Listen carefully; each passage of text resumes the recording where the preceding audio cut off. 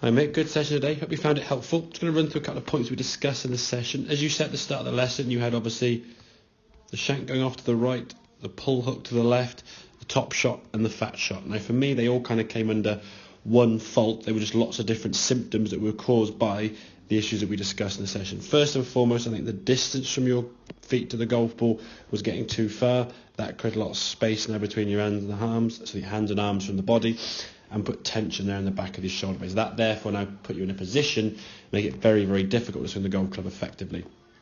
The other thing as well as you also did, you started putting the ball a bit too far forward, which again, if we measure the golf ball from sort of the sternum going down, if the ball is in the right spot, kind of in the middle-ish part of our feet for a wedge of that distance, the next second you start moving the ball up in your stance, you're moving the golf ball further from that sternum. So again, in turn, it'll add to that reaching effect that you had.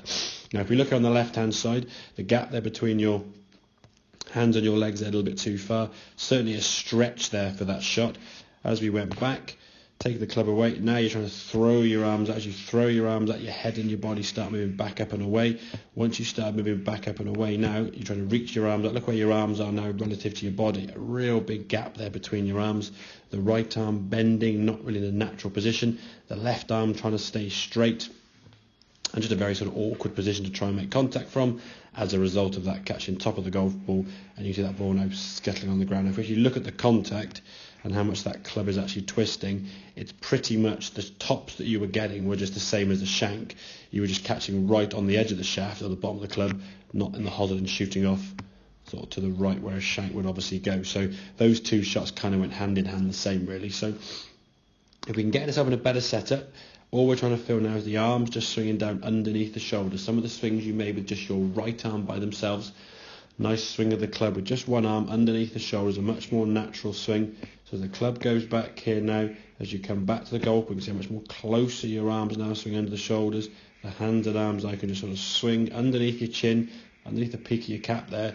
A much more natural hitting position now with the arms. You can see, look at your right arm now, just a nice sort of dropping underneath the shoulder. It's a little bit further away than ideal, but certainly a much better position to where you were sort of reaching way out for the ball previously. So that more efficient right arm movement, the ball then can be struck much more from the centre part of the club. We can squish that ball down the range towards your 50-yard target. As we said, try to avoid the mentality of keeping your head down or trying to keep your left arm straight or trying to resist anything. The simplest example that you saw there was when you just swung with your right arm by itself.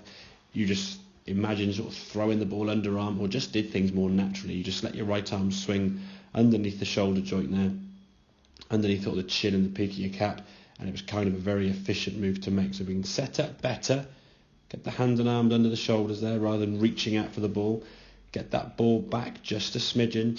From then the feeling you're going to have then with the arms is just to swing that right hand underneath, underarm throwing kind of sensation rather than that stretch or reach out for the golf ball this way. So hope that all makes sense. Any questions, obviously feel free to give me a shout and I'll see you again soon. Cheers.